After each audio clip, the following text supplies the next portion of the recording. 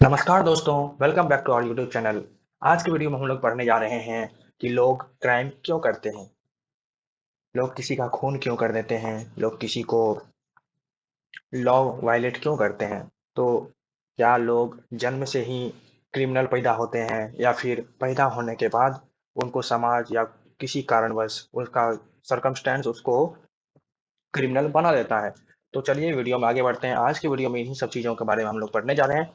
तो वीडियो का आज का टाइटल है कि why people commit crime, the dark psychology behind criminal behaviour. Criminal behaviour के पीछे क्या साइकोलॉजी है, उसको हम लोग आज जानेंगे।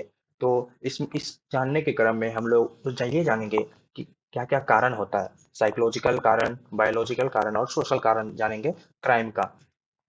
तो सबसे पहले ये जानते हैं कि क्राइम होता क्या है। Crime is anything that violets law.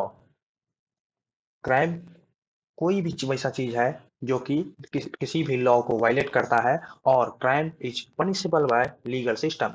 Crime को हमेशा लीगल सिस्टम से पनिश किया जाता है ताकि वो क्राइम नहीं स्प्रेड करे, क्राइम बढ़े नहीं दिनों दिन। और क्राइम जो हो सकता है वो वायलेंट भी हो सकता है और नॉन वायलेंट भी हो सकता है। वायलेंट हुआ जब कोई हिंसा करता है, जब कोई फिजिकली आप पे अटैक करता है, और नॉन वायलेंट हुआ जब कोई वर्बली या फिर इशारा करके आपको एब्यूज करता है, आपको टॉर्चर करता है, तो वो नॉन वायलेंट क्राइम हुआ। और क्राइम जो होता है वो हर सोसाइटी में एग्जिस्ट करता है। कोई ऐसा कोना नहीं है दुनिया का जो क्राइम से बच पाया हो। अगला है और सबसे पहला फैक्टर है वो है बायोलॉजिकल फैक्टर। बायोलॉजिकल फैक्टर मतलब ब्रेन एबनॉर्मेलिटीज। जब हमारे ब्रेन में का फंक्शन ढीला हो जाता है, या फिर यूं अगर बोलचाल की भाषा में कहे, जब ब्रेन का तार ढीला हो जाता है, तो उसके कारण से भी लोग क्राइम कर सकते हैं। उस ब्रेन एबनॉर्मेलिटीज में क्या क्या आ सकता है। पहला तो लो सेरोटोनिन लेवल। सेरोटोनिन लेवल मतलब सेरोटोनिन एक हार्मोन और न्यूरोट्रांसमीटर है जो कि हमारे मूड को रेगुलेट करता है। अगर सेरोटोनिन हमारे ब्रेन में कम मात्रा में रिलीज होता है तो हम लोग का मूड क्या हो जाएगा, अनस्टेबल हो जाएगा। और अनस्टेबल मूड के कारण क्या होगा, हम क्राइम कर बैठेंगे, छोटा सा भी ट्रिगरिंग इवेंट से। दूसरा कारण है जेनेटिक इन्फ्लुएंस। क्राइम को करने में जेनेटिक्स का भी बहुत सारा रोल रहता है, बहुत सारे स्टडीज में ऐसा पाया गया है। और हार्मोनल इम्बैलेंस भी क्राइम को क्या कर सकता है, बढ़ा सकता है, या फिर क्राइम होने का एक कारण बन सकता है। और दूसरा कारण है साइकोलॉजिकल फैक्टर्स। साइकोलॉजिकल फैक्टर्स यानी कि पर्सनैलिटी डिसऑर्डर। पर्सनैलिटी डिसऑर्डर, अगर आपका पर्सनैलिटी इम्पल्सिव है, आपके अंदर लैक ऑफ एम्पैथी है, और अगर आपका हिस्ट्री ट्रॉमेटाइज्ड रहा है, अगर आपके साथ पास्ट में किसी भी तरह का आप ट्रॉमा सफ़र किए हैं, तो ये चांसेस ज़्यादा हो जाते हैं कि आप कोई क्राइम बड़ी ही आसानी से कर बैठेंगे। अगला है social learning theory. Social learning theory का मतलब होता है कि क्राइम इज लर्नड। क्राइम सीखा जाता है, सोशल लर्निंग थ्योरी का ऐसा मानना है। और क्राइम हमेशा इन्वायरमेंट से इन्फ्लुएंस होता है। कोई अपने आप ही क्राइम नहीं कर देता है, उसका इन्वायरमेंट उसको ऐसा करने पे मजबूर कर देता है। और क्रिमिनल में और क्राइम करने के लिए हमेशा रोल मॉडल जो होता है वो मायने रखता है। और बिहेवियर अगर बार बार ओवर पीरियड ऑफ टाइम के बाद अगर रीइंफोर्स किया जाए, अगर क्रिमिनल बिहेवियर को कोई आपको क्राइम करने के लिए रिवॉर्ड दे, तो ज्यादा चांसेस हो जाते हैं कि वहां पे कोई व्यक्ति क्राइम करेगा। अगला है स्ट्रेंथ थ्योरी। स्ट्रेंथ थ्योरी भी क्राइम को एक्सप्लेन करता है। स्ट्रेंथ थ्योरी बताता है कि फाइनेंशियल प्रेशर के कारण कोई कैसे क्राइम कर सकता है। सोशल इनइक्वालिटी, समाज में अगर एक रूपता नहीं है, इनइक्वालिटी है, इक्वालिटी नहीं है, तो भी क्राइम होने के चांसेस बढ़ जाते हैं।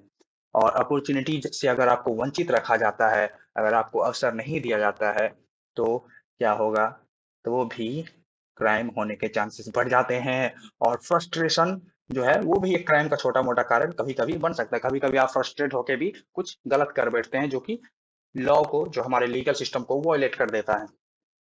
अगला है कारण poverty and environment. Poverty and environment के कारण भी हम लोग क्राइम कर सकते हैं।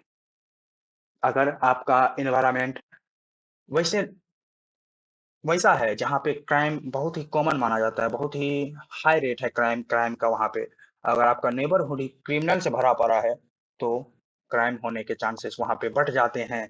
और अगर लिमिटेड एजुकेशन है, लोग एजुकेटेड नहीं रहेंगे, तो भी क्राइम बढ़ेगा। पीयर प्रेशर के कारण भी अगर दोस्त दोस्त में है, तो दोस्त एक दूसरे के लिए लड़ते हैं, क्योंकि दोस्ती को बरकरार रखना है। अगर एक दूसरे के लिए लड़ेंगे नहीं, तो दोस्ती टूट जाएगा। लेकिन पीयर प्रेशर में आके, दोस्ती के दबाव में आके हम लोग गलत कर बैठते हैं, जबकि रियलिटी में हम लोग वैसा करना नहीं चाहते हैं। और ड्रग एक्सपोजर, ड्रग लेने के बाद क्या हो जाता है, पीपल हाई फील करता है, और उस फीलिंग को सस्टेन करने के लिए, उस फीलिंग को मेंटेन करने के लिए लोग क्राइम करते रहते हैं। और कभी-कभी ड्रग अगर नहीं मिलता है, तो चोरी करते हैं लोग, डकैती करते हैं, किसी का मर्डर भी कर देते हैं, इन वेरी रेयर केस। तो ड्रग एक्सपोज़र भी एक बहुत बड़ा फैक्टर है क्रिमिनल बिहेवियर में। अगला है mental illness and crime. Mental illness बहुत बड़ा फैक्टर है किसी भी क्राइम के लिए। अगर कोई आप कोई किसी व्यक्ति को सीवियर मेंटल डिसऑर्डर है, मेंटल इलनेस है, और उसका ट्रीटमेंट नहीं चल रहा, उसको कोई ट्रीट नहीं कर रहा है, तो वो एक कारण हो सकता है, वो एक फैक्टर हो सकता है कि वो क्रिमिनल बिहेवियर करे या फिर क्रिमिनल बिहेवियर शो करे। और अगर वो सब्सटेंस अब्यूज जो कि ड्रग्स से ही रिलेटेड है, अल्कोहल से रिलेटेड है, तो वहाँ भी कारण हो जाता है, वहाँ भी रोल हो जाता है क्राइम करने का। और rare cases of violent behaviour. अगला है role of drugs and alcohol. ये तो भली भांति आप इससे परिचित होंगे कि जब हम लोग अल्कोहल पी लेते हैं, तो हम लोग का जजमेंट इम्पेयर हो जाता है, हम लोग खुद अपना डिसीजन नहीं ले पाते, हम लोग का ब्रेन उस समय प्रॉपरली फंक्शन नहीं करता है, और एग्रेशन उस समय बहुत ज़्यादा बढ़ जाता है, और सेल्फ कंट्रोल भी कम हो जाता है, हम लोग खुद पे अपना नियंत्रण खो देते हैं। अगला है चाइल्डहुड ट्रॉमा। चाइल्डहुड ट्रॉमा एक बहुत बड़ा फैक्टर है किसी भी क्रिमिनल बिहेवियर के लिए, और ये बहुत सारे मूवीज और वेब सीरीज में भी दिखाया गया है कि कैसे चाइल्डहुड ट्रॉमा, कोई अगर कैरेक्टर है, अगर वो बचपन में ट्रॉमा से सफर किया है, तो वो यंग होके, एडल्ट होके वो बहुत बड़ा क्रिमिनल बनता है, और इनकेस वो सीरियल किलर भी बन सकता है। तो किस तरह के ट्रॉमा को आप लोग मानेंगे कि वो चाइल्डहुड ट्रॉमा के अंदर आता है, तो वो होता है नेग्लेक्ट। अगर आपको बचपन में ज़रा-सा भी अटेंशन नहीं मिला, तो आप क्या हो सकते हैं, आगे चलकर क्रिमिनल बिहेवियर शो करते हैं। अगर आप डोमेस्टिक वायलेंस के देखे हैं, या फिर डोमेस्टिक वायलेंस होते हुए देखे हैं, या फिर डोमेस्टिक वायलेंस का खुद शिकार हुए हैं, तो भी आप क्रिमिनल बिहेवियर शो कर सकते हैं। और अटैचमेंट प्रॉब्लम्स, अगर आपके साथ शुरुआत से ही अटैचमेंट प्रॉब्लम्स रहा है, तो ऑफ कोर्स आप क्रिमिनल बिहेवियर शो करेंगे।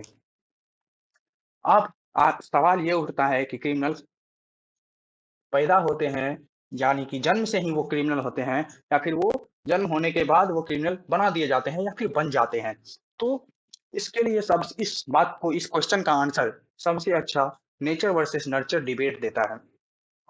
नेचर वर्सेस नर्चर डिबेट देता है, और हम लोग की जो पीछे जितना भी फैक्टर पढ़ते आ रहे हैं, उससे हम लोग इस कंक्लूजन में पहुंच जाते हैं कि ये क्रिमिनल बिहेवियर जो होता है, तो वो किसी एक फैक्टर पे डिपेंडेंट नहीं है, वो बहुत सारे फैक्टर से मिल के बनता है। इसीलिए हम लोग ये कह सकते हैं कि क्रिमिनल बिहेवियर जो होता है, और क्राइम जो होता है कोई, वो होता है कॉम्बिनेशन ऑफ मल्टीपल फैक्टर। कोई एक चीज ये साबित नहीं कर सकता है कि कोई कैसा क्राइम करेगा, और no single cause of crime. तो अब लास्ट और सबसे इम्पोर्टेंट चीज ये है कि हम लोग इसके लिए क्या क्या प्रिवेंशन और क्या क्या सॉल्यूशन अपना सकते हैं। तो हम लोग क्या कर सकते हैं, अर्ली चाइल्डहुड सपोर्ट। वैसा बच्चा जो ट्रॉमा से सफर कर रहा है, या फिर देख रहे हैं जिसके साथ ट्रॉमा हो रहा है बचपन में, उसको हम लोग सपोर्ट दे सकते हैं, एजुकेशन दे सकते हैं, एजुकेशन एक्सेस को बढ़ा सकते हैं। जिस क्षेत्र में ज़्यादा क्राइम है, वहाँ पे एजुकेशन को इनरिच किया जाए, वहाँ एजुकेशनल प्रोग्राम लाया जाए। और मेंटल हेल्थ ट्रीटमेंट से भी बहुत सारे पेशेंट का, क्लाइंट का इलाज करके हम लोग उसको क्राइम करने से रोक सकते हैं। और कम्युनिटी प्रोग्राम्स, हम लोग कम्युनिटी बना सकते हैं आपस में, और क्रिमिनल बिहेवियर होने से रोक सकते हैं।